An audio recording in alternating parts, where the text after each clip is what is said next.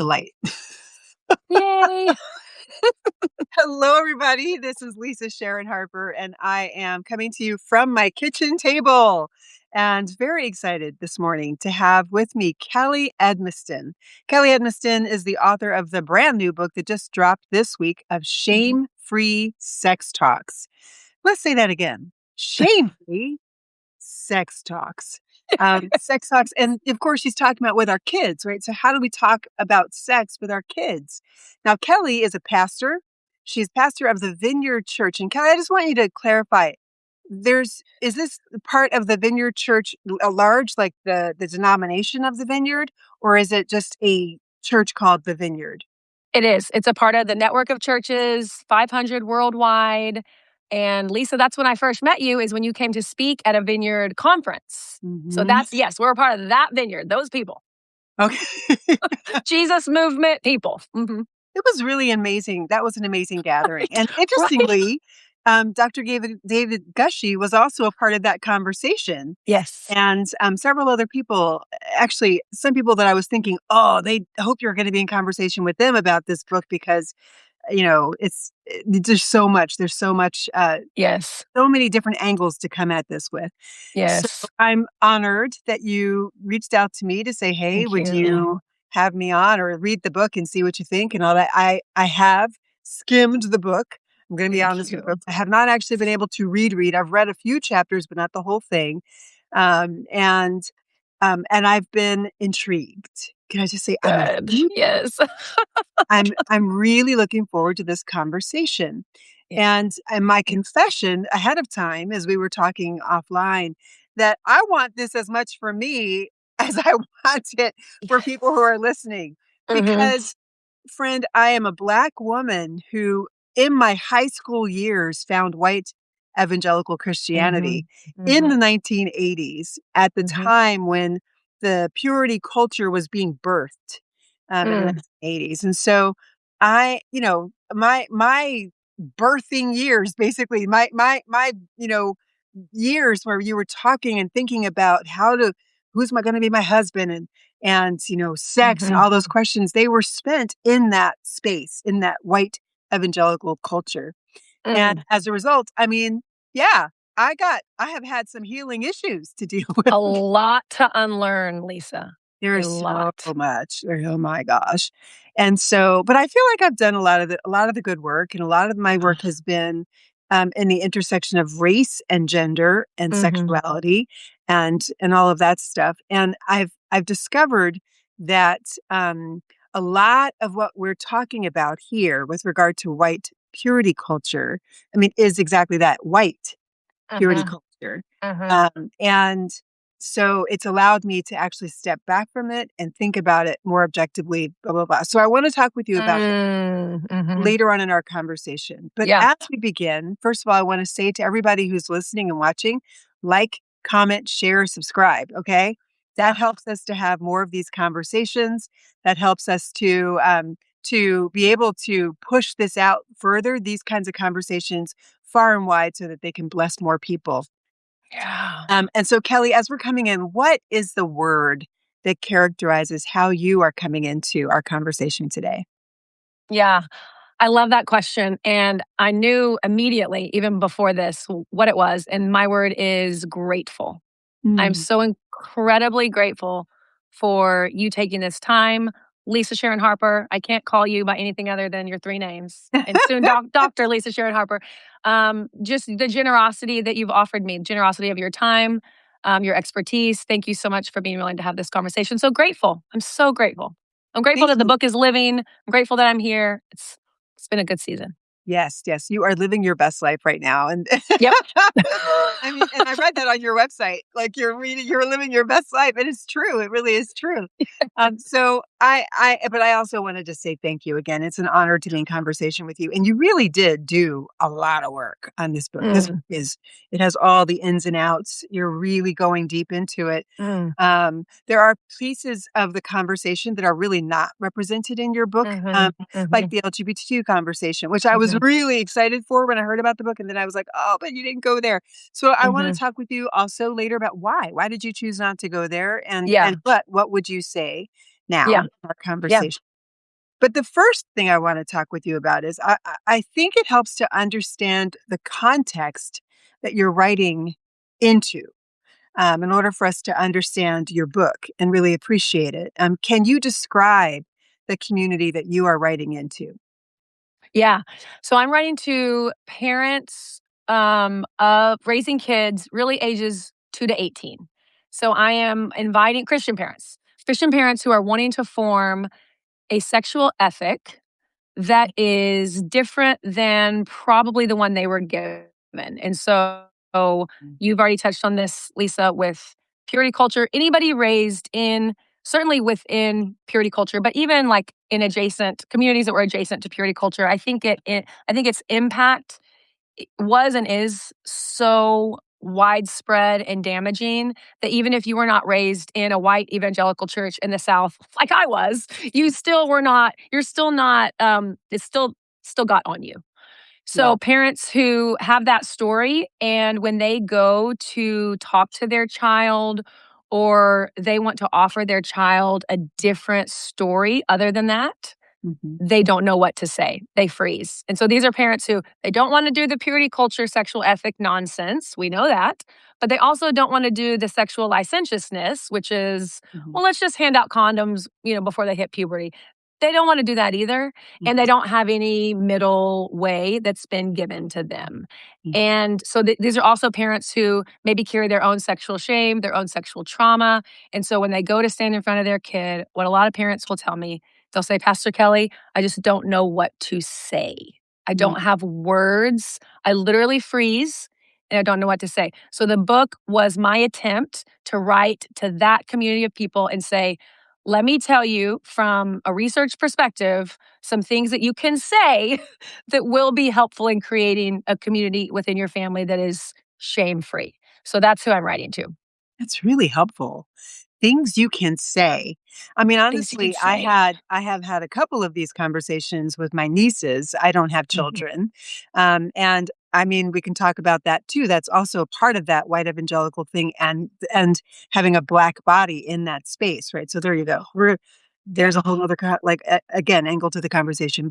Yes. But, but I do have nieces and Hmm. nephews, but it's my nieces in particular who have come to me with these conversations, and I have, like, really, like, tripped, stumbled, done I haven't known what to say because I just know that what I was given was hogwash. Yeah. Um, it was either hogwash or nothing, or Mhm. it was clinical and, like, my mom was so a dear. Okay, can I just tell you about my my Please. What did mom first sex say? talk to me, like, she's so dear. So, she's a nurse, or she was an RN at Wonderful. the time, now she's a Mhm. psychiatric nurse practitioner, but at the time, she was an RN, she was working in emergency rooms and ICUs and that kind of thing here in Philly. And I was in 5th grade, and I was way into Judy Blume. I mean, just like, I had read all of the Judy Blume books, all of them, Yes. and That's so precious. only one I had not read was Forever. Right, so the only one, and it is being passed around in our class, like, our class was like, "Here, watch, like, Sharing it. read this," right, so read Forever. So I'm like, "Mom, can I read Forever?" And she's like, like, she went bug-eyed, and then the next thing I knew, I was sitting down at the kitchen table, and she was drawing a picture of fallopian tubes. No, no, no, no, no. Oh my goodness, Lisa. Cervix and so she's To a show medical you. professional, so it went clinical. I mean, it was like, "Okay, this Was is it your vagina, helpful? this is your vulva." I was like, "Oh my gosh." So then I read Forever and I got scared to death and I was like, "I don't want anything to do with this." AB Lisa, 5th grade Lisa. I'm so tender towards her right now. It's Was that the true, so only conversation she had with you, or did she have follow-up ones? pretty much that's the only one. Pretty much that was the only way. No, here's the thing, it's like my mom I did not grow up in a Christian family. She wasn't like Okay. she was reared in the Episcopal Church and then in the civil rights movement. Like, civil rights Yep, movement became her church. And yep, she walked away from the church because the church didn't even black churches at the time didn't really wanna have anything to do with this controversial civil rights stuff, and especially Stokely Carmichael, who she yeah. did for a little bit. Like, she, would sit with SNCC and Black Power, and they were just, like, not having that. So she just got disillusioned and walked away from the church. Okay. So this conversation I had with her happened not in the conversation of purity culture or the church, but rather Yeah. just her trying to figure out how to navigate Mhm. this, which I think, Mhm. quite honestly, all parents Mhm. are trying to figure it out because almost all people have been wrongly directed, at least up to this point, Yes, that's right. you know? Yes. So Yes. I'm intrigued by your context. And also I want to know, was there an incident, something that happened, or a conversation or series of conversations that you had inside your church or in your church network in the vineyard that led you to say, I got to write this down. I got to do this Mhm. research. This needs Mhm. to be written down. What was it that Yeah. led you to that? Yeah, 2 things. One, like becoming a mom myself and looking for resources to have these kinds of conversations with my kids, and not just resources, but really looking for a framework that would be helpful, looking for a biblical framework. I'm like, who is doing good scholarship on Christian sexual ethics. That's what got me in touch with David. That's like when I went on a David Gushy like deep dive. Oh, yeah. That was, and so I was like, how can I translate that work to lay people, Christian parents on the ground in my church? So becoming a mom myself and realizing, what am I going to say to these kids? This feels like an overwhelming task. Hmm. And then the other sort of moment is when I did start my doctoral work and I started interviewing teenagers because I thought I was going to do something more specific with young people. But what Mm. I found was just this profound disconnect between their sexuality and spirituality. So they were not informing each other. Like, I'm not making decisions about sex based on my spirituality, and they just have no interaction except for these Yeah. prohibitive statements like, I'm not supposed to have sex until I get married. Okay, well, why is that? Well, because the Bible says so. Okay, well, where does the Bible say so? And they would say, I don't know. like just Yeah. no integration. And so it was those two moments really, becoming a mom and then being in this pastoral context and thinking, I really want to equip not just these young people, but their parents to lead them, and not when they're teenagers, but even before that. So that was those were kind of the two moments that led me down this research path. This is really good. And so your PhD research, what was it on? Like, where did it focus? Spiritual sexuality was the title of my dissertation, and This is it's a it. yeah, this is it. And that was actually the title I wanted to use for the book, but of course the publisher was like, "No, that doesn't make any sense." Even though it's like your book. It is like the I crux of the book. I don't know That's if it funny. didn't seem like Christian enough because I think maybe like spiritual sexuality could be anything. Mm, And they just thought that was maybe a bit too academic, I got it. uh, which, you've been on publishing journeys, so Yes. I have to say, I am really intrigued by this concept of spiritual sexuality. so spiritual sexuality. And, the thing is, we were so taught inside of what, and I am going to focus inside of white evangelicalism. In my conversations, I did not do the research that you did, but in my conversations with Black and Brown women who were not reared inside of white evangelicalism or denominations that came out, Black or Mhm. brown denominations or churches that came out of white evangelicalism, most of the time they just never heard this stuff. Like it just is literally Truly. outside of their universe. It's Yes. inside of that universe that it became an issue. Um, Mhm. and so, you know, I wanted to say that in I believe it's your introduction where you talk about purity culture and its origins in 1990s and response to AIDS. Well, I want to take that back a little bit. And I want to say I experienced it in the 1980s through Campus Crusade. I was deep into Campus Crusade all 4 years in college. And every single Christmas, Josh McDowell would come to our Christmas conference. He's the guy who, like, big apologist, but Mhm. every single Christmas conference he would come and he would give us the sex talk. And like Uh-huh. the sex talk was just to scare the bejesus out of you, just don't No, do it. Like, you know what I mean? Just don't. don't do it. Like literally, like, Nike says, just do it. No, just don't do it. And Yeah. and, he gave every reason, chlamydia was a Mhm. big one Chlamydia. last year. Like, he was like, "You have to put down seat protectors because you're gonna get chlamydia from sitting on a seat." I mean, I swear to you, this was part of his talk, right? Yeah. It was but the main image that he gave in the 1980s was, um, every person that you have sex with before you're married is in the bed with you, With you in your the bed. Oh, your marriage partner when you have sex with them. And Lisa. so So damaging. Nobody wants that. Who wants that?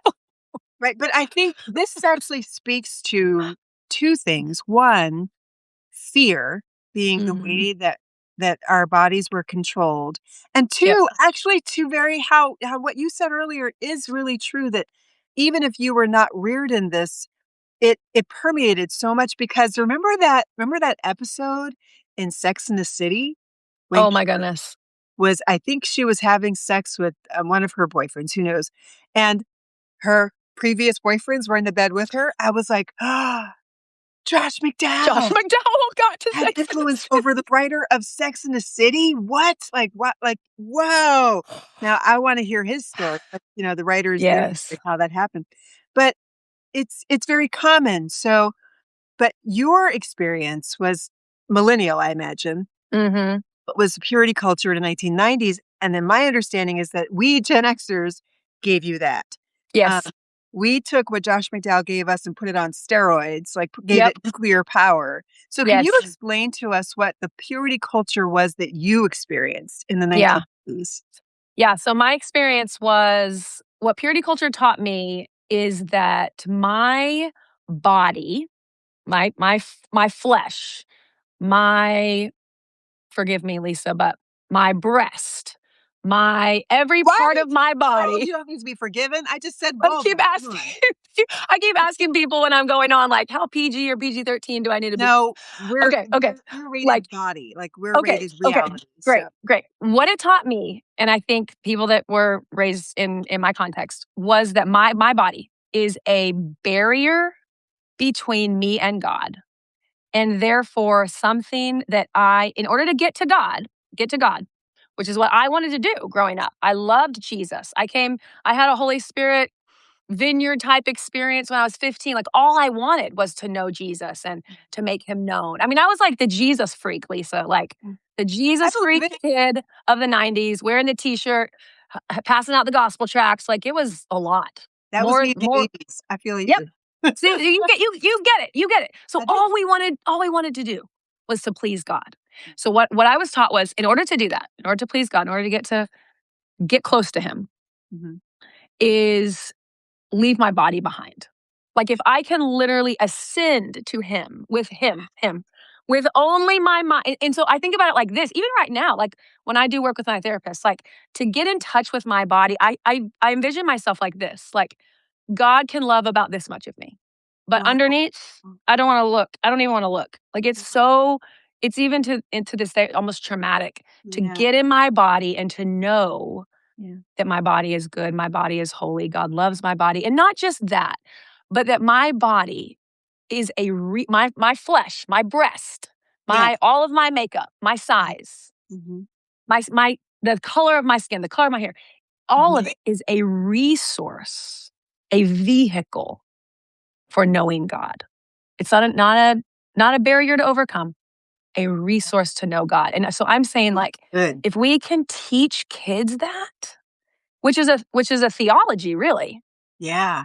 It is. then that's where we have to start. That's what I'm saying. We have to start. That's not the only piece, Yeah. but that's where we have to start in order to truly form a shame-free sexuality. Because that's what you asked me. That's what purity culture taught me. That was the most damaging, traumatic thing that purity Mhm. culture taught me. And so to Yeah. get to God, I got to leave my body behind. And the closer I get to God, the further away from my body. So it's that Gnostic, let's divorce the body from the soul. That's an ancient heresy. But I mean, Yeah. we could blame a lot of things. We could blame, different philosophies. We could blame how Plato interpreted things. We could blame purity Yes. culture. But purity culture, like, dug that into the church, the Okay. white So evangelical church. so what were culture has structure, right? So what are some of the structures or practices that were in place that actually reinforced or taught you these things? Yeah, I mean, definitely patriarchy. I was raised in a very fundamentalist, very patriarchal environment Mhm. where white men were controlling the narrative on sex. White men, in that sense, are, for me as a child, representing God. That's who God Yes, is. that is hmm exactly the case. Yes. hmm I was in that That's too. Yes. who God is and what God looks like, Lisa. Mhm. I mean, even to this day, I will get so triggered, and I'm in a multi-ethnic church, but um, if I am led exclusively by a white man, I will become incredibly triggered And I have Yeah. to channel in my imagination who God is, not a white man. Mhm. For me, I have a very specific image of what that is, but that was a big part of it. So, and so not only that, that's who God is, we're told, and then that's who holds all the control over this message about my body, Mhm. which Mhm. then that gets into all kinds of trouble when you try to teach a child consent, agency, body boundaries, all sorts of things. When that white male God controls and is telling me this about my body, it can be very, very dangerous. So Wow. those were probably the biggest pieces for me. Tell me about the purity ring, because that we didn't have that in the '80s, but you mentioned it off camera. What Yeah, is this yeah, purity purity ring thing? What is it?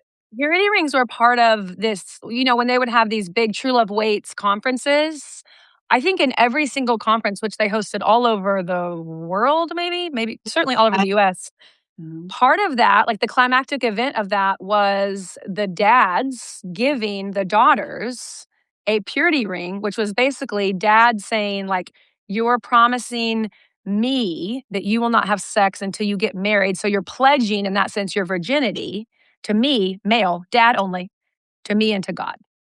Mhm. Whoa! Yeah. And then when you got married, you took off your purity ring if you didn't have sex. And Hey, you it's on now. But by that time, you're scared to death. You don't know what to do with your body because you're only a little head. 100%. And you have no ownership over your body, Lisa, because you've given away your agency, you've given away your virginity to your dad, and then like you're giving it then to Wait, your can I just say husband? how crazy that sounds? How It's warped that, crazy. how It's unhealthy. crazy. You've given your virginity to your dad. Yes. Yeah, to protect, to guard and protect.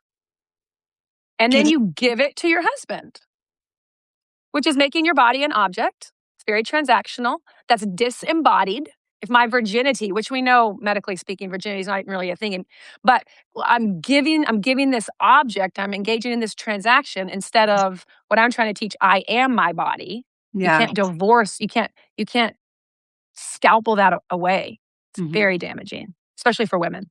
Okay, so you have this concept of spiritual sexuality, and it reminded me actually of a moment in Lemonade, Beyonce's video album, where she has poems that are all over the album, like that are recited. And one of them says, and it blew my mind when I really listened to it. Actually, it doesn't take that much to listen to it. It's like, but I really like was like, wow, what a concept. She says, the moment when you say, "Oh God," while having sex is a prayer. Yeah. I Yes. was like, Yes. wow, like that's a very Yes. deep concept. That's so That's like beautiful. that is transformative. And it Yes, it seems to is. me that it for me, that concept of spiritual sexuality reminded me of that Mhm. poem. And so I wonder, I can you love explain what you that. mean by spiritual sexuality? Because you go into it, obviously, it is like the heart of Yes. it. But you have diagrams and all the things to explain it. So Yeah, that's exactly what it is. I mean, we could take that Beyoncé quote and just put it on the inside of the cover, like, that is exactly it, that our sexuality, and again, for children, this is at every developing stage, but even, you know, what if we taught kids that before you hit puberty, the idea that we're gonna talk to our kids about menstruation, or we're gonna talk to our boys about wet dreams, or we're gonna talk about budding breast or whatever, like, that for them, we taught them that that's an "oh God" moment, like Beyoncé saying. Like, that's that moment of like, "Oh my God, you are so amazing. Lord, you have made us this way. You've created our bodies with this capacity for pleasure." Of course, Beyoncé is talking about in sex, yeah, but I mean, that's a theological reality that a lot of women need to name. Like the female clitoris, for example, it has no biological function. You can have babies without it. You can be a perfectly healthy person without it. But like wow. it is intended. Whose idea? God's idea. God God's created idea. God- the divine God love. cared about women's pleasure. Literally. Who knew? So many nerve endings in one part of the body. And so I think the experience of, oh my God, in sex or the height of human pleasure is absolutely, that's what spiritual sexuality is. And what I'm saying in the book is that is something that has to be formed, just like character is formed, how ethics are formed.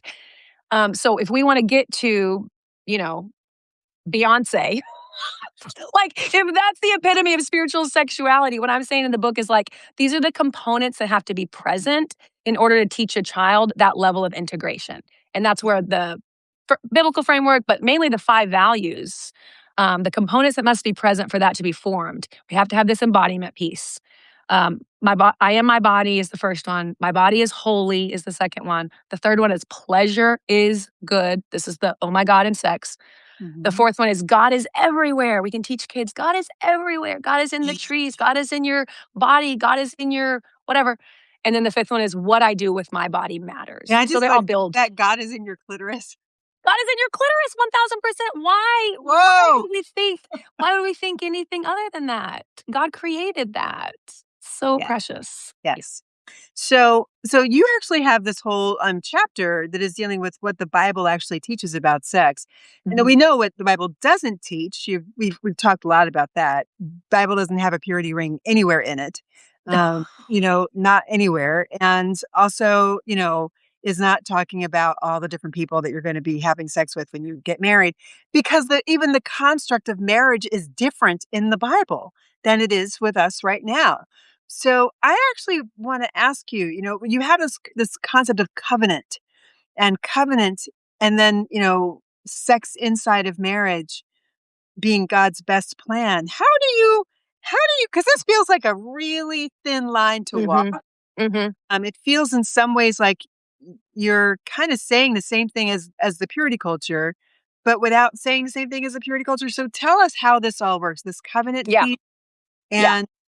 and I guess, and these values. Yeah.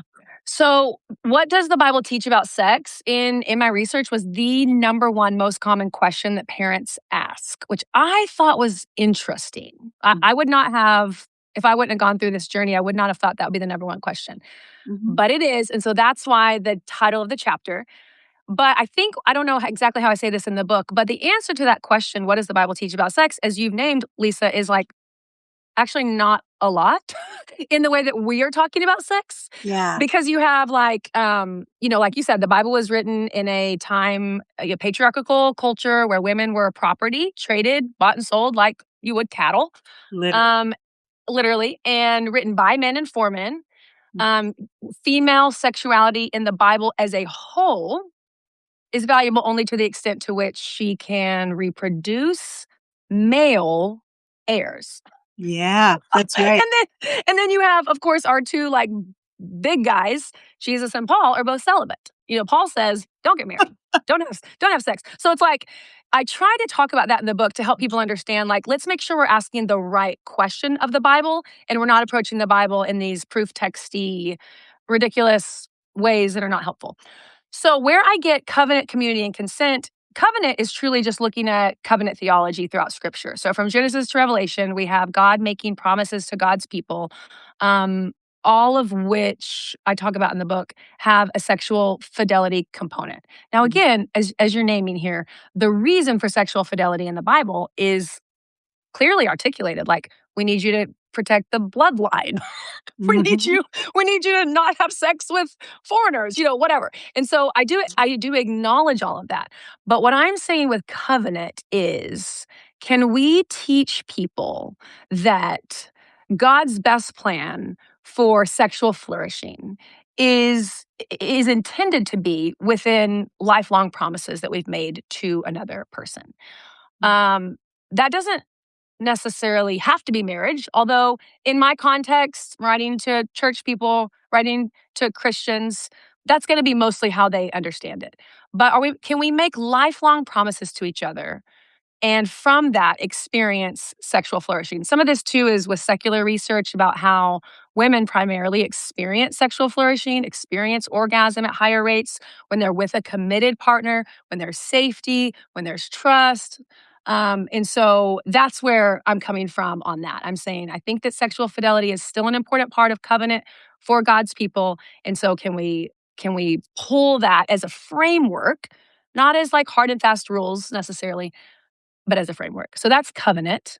Go ahead. So I might be like sitting here for a second, because what I'm hearing you say is that in the chapter on what does the Bible say about sex, you've actually gone through, you go through, I think, is it 5 different frameworks for covenant. Mhm. covenant, Edenic Mhm. covenant, Mhm. Abrahamic covenant, blah, blah, blah. And then you come to the end and you actually kind of say, now let's talk about what Paul does to this in the New Testament. And you look at that in a redemptive way, like the way that he talks about Corinthians. And you see Mhm. the way that I understood what you were saying is that Corinthians is kind of, in some ways, a corrective on the things that were unhelpful, Mm. patriarchal, dominating practices in the Old Testament. Yep. Can you explain that? And because Yeah. what you just said, what I heard you say, I'm not sure you meant to say it, but what I heard you communicate is that the Bible doesn't say very much, and actually you're getting your rubric from secular sociology. Is that's not the case, right? So I how think would it's both. Yeah, I think I'm trying to approach the text, I'm trying to extract a framework, not hard and fast guidelines. Because I think with really any issue, the Bible is not giving us a guidebook for sex for women in their 30s in 2026. Like that's basically what not just yeah. women, but people. That's Mhm. basically what I'm saying. And so I'm trying to say, how can we remain faithful to our inspired ancient texts and extract a framework that would be helpful for us in developing a Christian sexual ethic for today? I think that consulting secular sources, consulting research, and layering that on top is incredibly helpful. Again, with any issue, not just with sexuality, but Yeah. understanding the psychology behind fill in the blank, and then layering that over the text and being like, oh, I think somehow Paul understood that, or whatever the case may Mhm. be.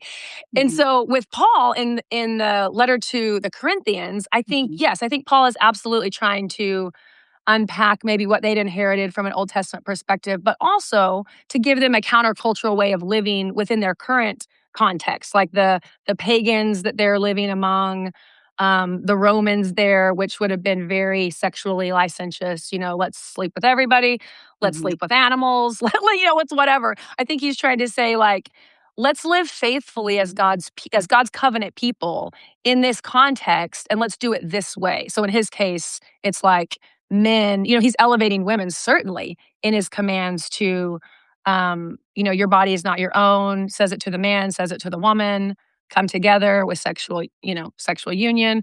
That would have been totally countercultural because again, women were regarded as property. Property. So I Mhm. think he's elevating.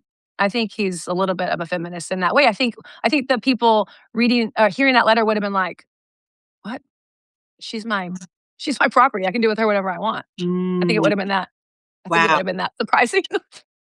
So so can you talk to me about any work that you've done thinking about how your sexual ethic speaks specifically to the way patriarchy has landed on white evangelical women's bodies? Mhm, Uh, so just a bit of context for me, right? So Black women's sexuality was commodified mhm, for 246 years in the US context. And literally, I mean, my own third great grandmother, who you've probably heard me talk about many, many times, Leah Ballard, whose picture is right over there on my shelf over there. But like, we believe that she was likely, you know, forced to be a breeder, like, which mm, meant that she was forced to have sex or be raped, really, by multiple people until, or in somebody who's didn't know their identity, their heads were likely covered while doing this. Uh, mm. in order to breed money for her master, right? So sex was literally a money transaction Yeah. um, in the context of white Southern Christianity, Yep, because many of the people who did this went to church on Sunday. Like they were deacons and pastors in their churches, their Southern Baptist churches. Hello, yep. somebody. Southern Methodist churches, Southern Presbyterian churches. I mean, all the whole deal. And so, and Episcopal until a point, right? So, Black women's bodies were hypersexualized and used as play toys for white Southern men.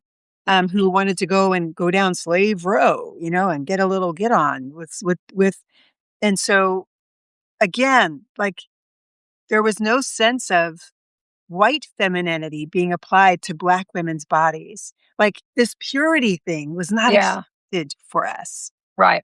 Um, it was, in fact, it was the exact opposite. There was no expectation of chastity, was never imposed on us. Black women also were forced to have children in order to increase white men's bank accounts, which we've already said, but Black women were forced to work, right? In the same jobs that Black men were forced. We were picking the cotton. Um, Yeah. Harriet Tubman chopped down trees like she was a forester. Literally, she was Yeah. hauling logs. Mhm. Um, so Black women we just never were given for those 246 years that we were, and that's 20 generations that we were taught to Mhm. be who we are. Yeah. Um, we were not expected to be, quote, feminine. Right. So in many ways, there was a desexualization Mhm. and a hypersexualization that happened in the very same time by the very same white men Mm. to the very same Black women. So, and I can't speak for other groups. I can't speak for Latinos, certainly not Asian Americans. What I do know is from pilgrimages that I've done, a pilgrimage in particular that I did through the Latino experience in LA. It was amazing. Wow. And what I learned through that experience was that dynamic, the hypersexualization in particular of indigenous women by Spanish conquistadors Mm. created a very similar hypersexualization and the practice of rape and all of that stuff among Mhm. within Latina sexuality. And so, my question to you, since you have a multi ethnic congregation, is how are you thinking about sex and the question of power and white womanhood first? And then conversely, how are you thinking about sex and the question of power for your Black and brown women in your congregation? How do you counsel them? How do you Yeah. counsel them to talk to their children about it? Mhm. Mhm. And this might be a growth edge, and if it is, that's fine. But Yeah. I'm asking because it's a real question. Yeah, yeah, yeah, yeah, It's, yeah, yeah, yeah. Yeah. it's out And there. I know, and I really appreciate it, and I need to dive into more of the nuances of what you're talking about, especially in my context, but I think where I would start is, like, you mentioned patriarchy's impact on these conversations. Like, Mhm. I really believe that tying patriarchy so tight with our theology is part of what has created this horrible Wow. evil that you have described. Like the level of sin, the level of evil, the level of oppression in a context that you said, Lisa, was Christian. Come on. Christian. Or at Like, least this is, claimed Christianity. that's what I'm I don't saying though. know if Like you call it these, Christian. but these were church leaders. These were men who stood probably in some leadership role, in some public role, Definitely. representing God. So what I'm saying to these Black and brown women that you are describing is like, we have to together in my context, it would be in a multi-ethnic space. We have Mhm. to together reclaim who God is apart from patriarchy, apart from that white male God. And that has to happen through, in my case, that has to happen through repentance, that has to happen through lament, that has to happen with naming this reality of like what you just outlined in that 45 seconds. We need to say together as the church out loud until we get it so deep in our bones that we can do nothing else but weep. Mm. Weep in confession, weep in repentance, and Repentance. say repentance, and Mhm. say together as a community, like, we acknowledge this and we acknowledge the theological pieces and components that led to that, and we are committed to live out the rest of our days deconstructing and reconstructing that. And so for those women, it's reclaiming the image of God in their bodies.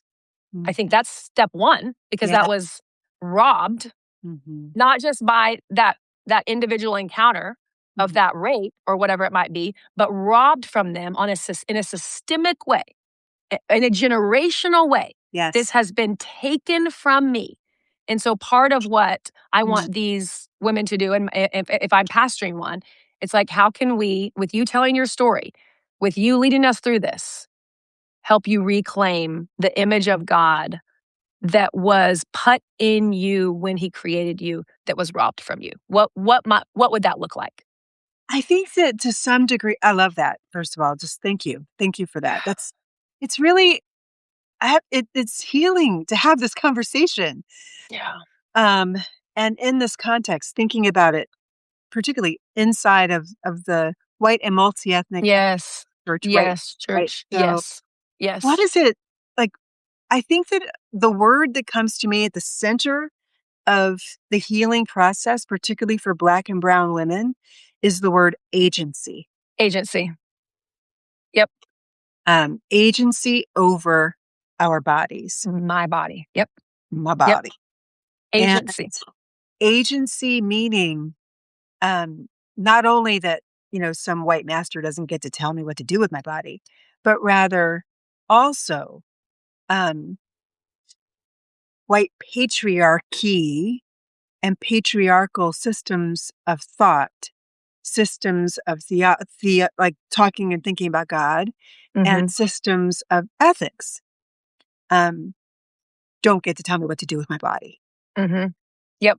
Um, Especially when you see all the contradictions in them, right? So, Yes. not to say that the Europeanness makes it wrong or bad, but I would say that the whiteness as a power. You see what I'm saying about that? So Yep. whiteness, not light skin, but the power of white, Yes. which is really about domination. Yes.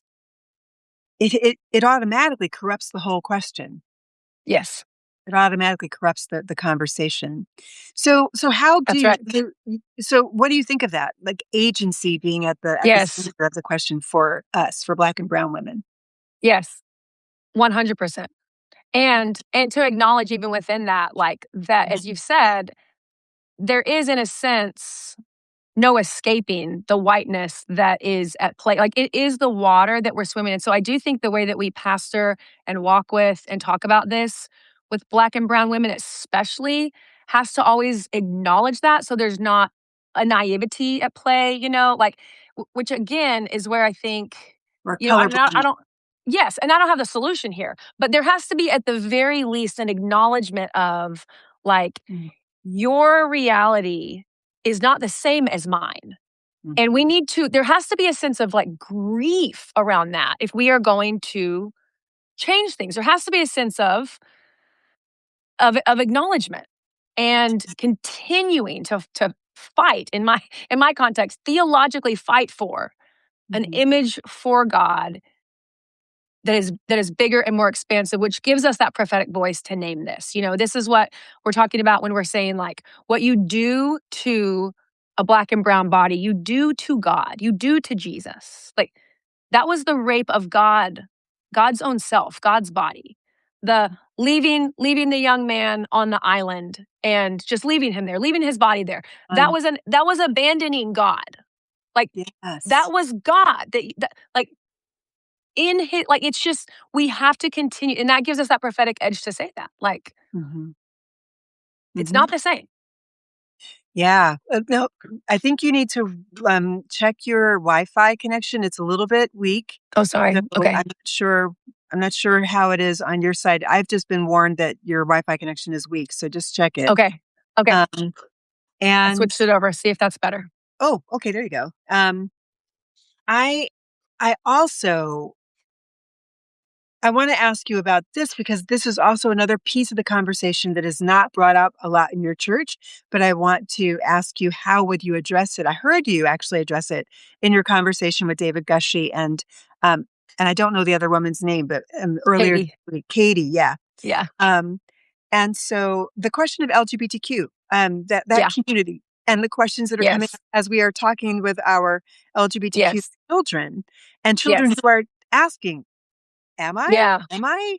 Like, and they don't Yes. know. Or Yes. how are you counseling people in your church? Because I know it's Yeah. not, like, explicitly dealt with in the book, but I do Mhm. think it needs to be. There needs Yeah. to be a book about that because particularly with Generation Alpha, I think is that Yeah. we might even be on the next one right now. I don't know, but like there that just it just it's all so normative. It's like, "Oh, yeah, I'm Yes. trans," or, Yeah. "Oh, yeah, I'm Yeah. bi," or, "Oh, yeah, yeah." Sure. Like, it's just and Yeah. I think people obviously there's lots of experimentation that's going on, and who can know at 8, although sometimes they do know at 8, and Yeah.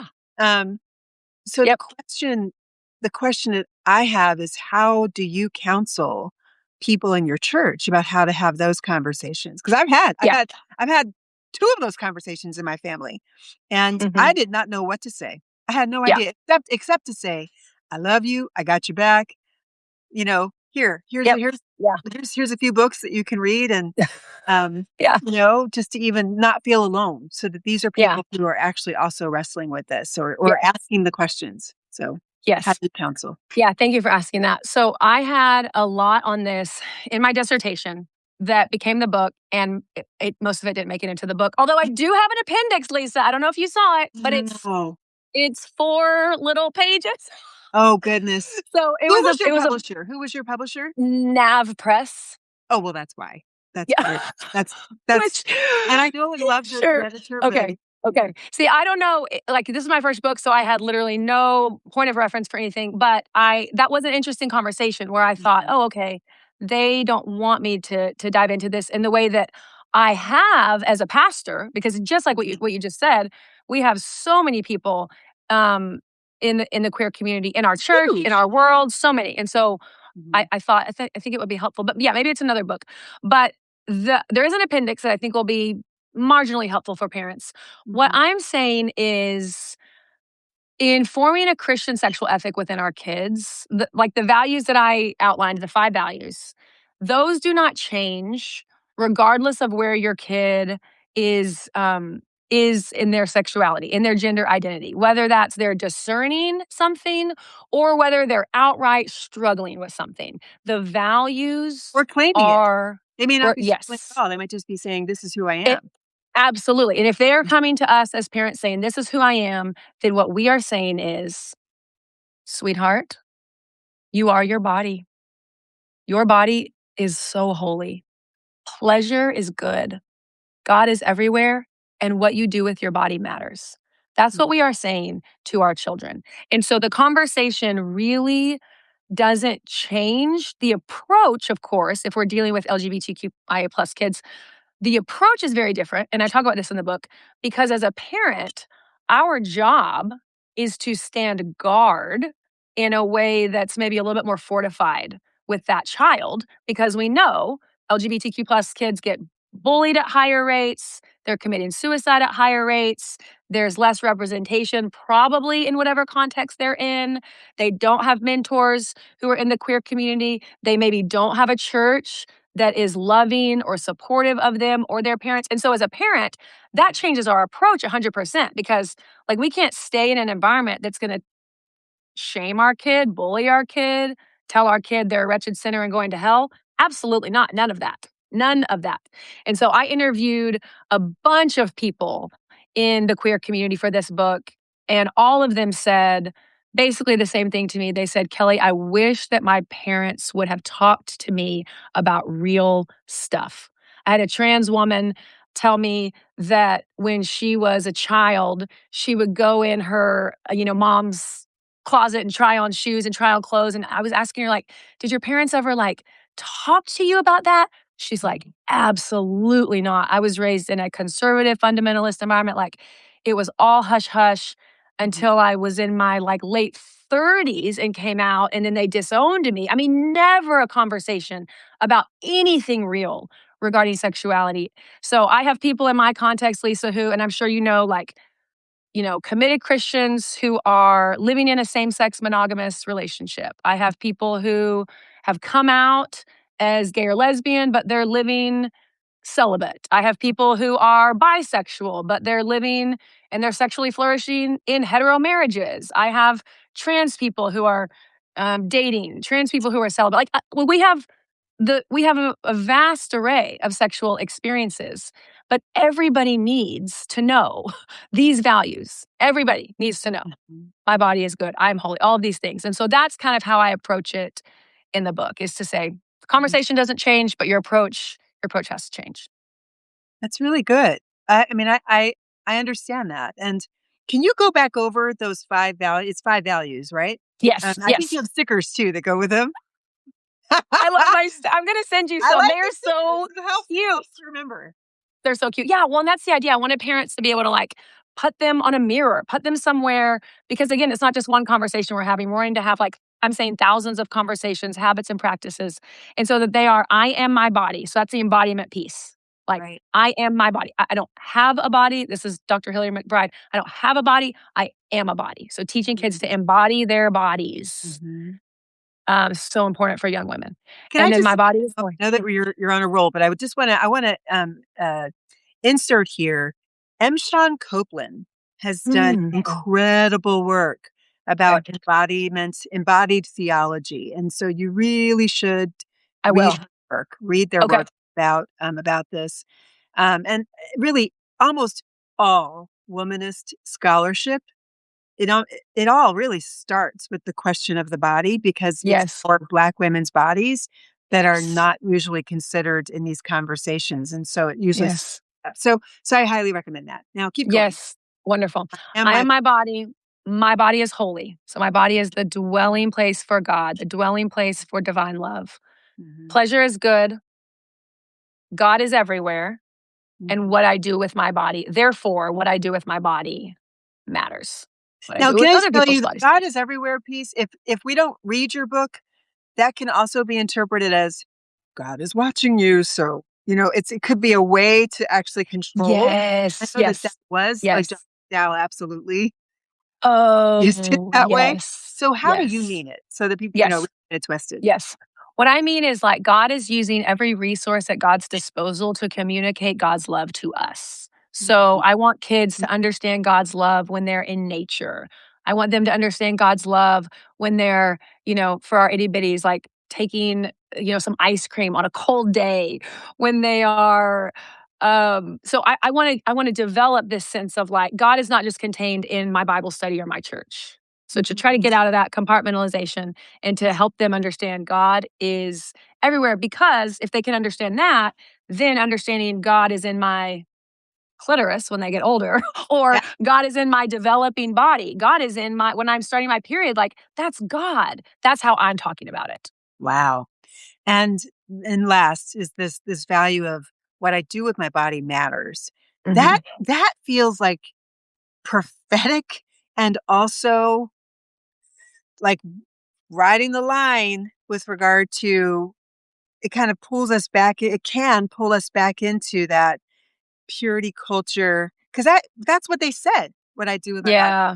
like Yeah. that was literally the message Yeah. of McDowell. Yeah. And Yeah. so Yeah. how's what you're saying different, Yeah. or yeah, how's it different? Yeah. So I'm saying these values build on each other. So because I am my body, because my body is holy, because pleasure is good, because God is everywhere. Therefore, what I do with my body matters. And so I'm trying to hold the body as a sacred way that we are to experience God. And so Mhm, what we do with our bodies really matters. What we feed our bodies, how mhm. we move our bodies, what Yeah. we choose. So it's not just sexually, Mm, because again, ages 2 to 18, we're not necessarily talking about, but certainly that is giving parents a foundation for kids to learn how to make decisions about sex mhm. based on knowing that their body is holy, knowing that pleasure is good, like knowing all of those things. So I think the difference there is I'm not like purity culture connected what I do with my body to holiness.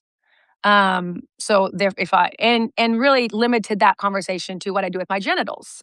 I'm not saying just what you do with your genitals matters. I'm saying what you do with your whole body, top of your head to the bottom of your toes Mm. matters. How you treat it, how you feed it. You know this, Lisa, but a lot of like adult women don't attend to the basic needs of their bodies. I have women I will tell me totally they'll. get that. I know, That was like I'll me go for a all long time. day and not go to the bathroom. People will tell me they Whoa. haven't had they haven't eaten all day. they haven't had water all day, they haven't had any movement all day because they don't believe that what they do with their this is again, men I'm sure struggle with this too, but especially women. And Mhm. so it's really trying to broaden that conversation. Wow. Woo, I wonder if that's because women have been taught that our bodies exist for others. Our bodies exist for the pleasure of others. Our bodies exist for the productivity of others. And so it's really a prophetic and also an act of resistance for your Yes, body to matter. In fact, Toni that's Morrison, right.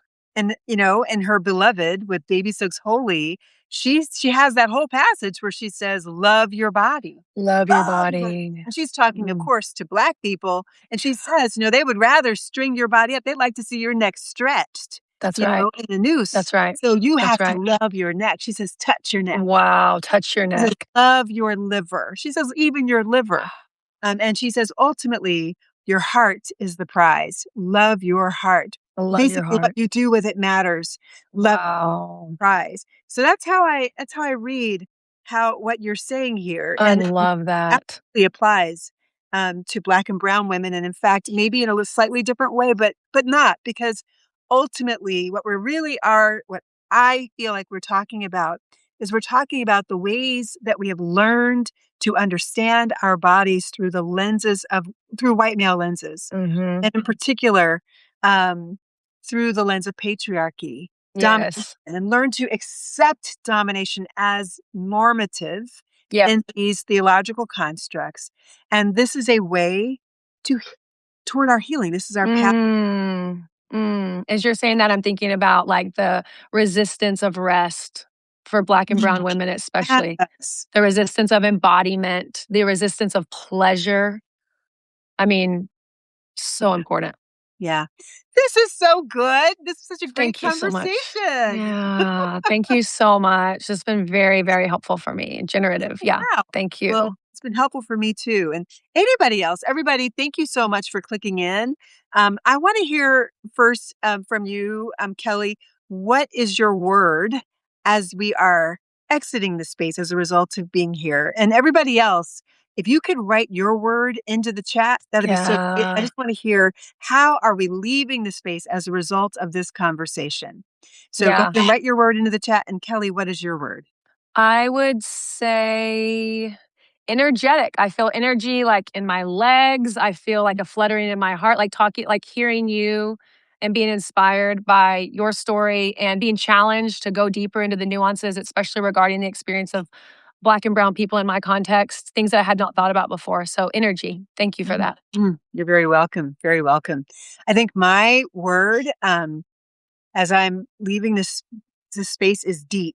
Like I do feel Deep. like we've gone beneath the surface and we're beginning to get Yeah. our hands in the muck, Yeah. and it's good. Like in the same way that gardening is good, Mhm. it feels good even though you're getting a little dirty.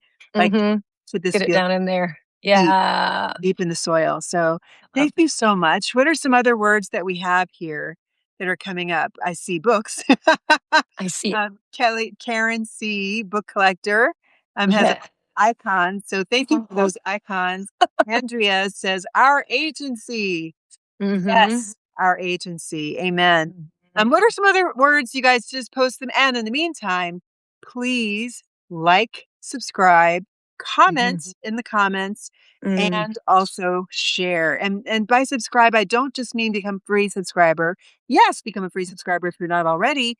But hey, if you can drop $6 a month, Good. you know, that will help us to keep these conversations coming. So six Yeah. bucks a month, and even less than that if you do it all in one chunk, it's just $60 a year. It's actually a Mhm. big discount. So thank you so much, Kelly. Thank you for being a Thank part of you. the conversation. Judy says she feels empowered. Her word is empowered. Yeah. That is Amen. fabulous.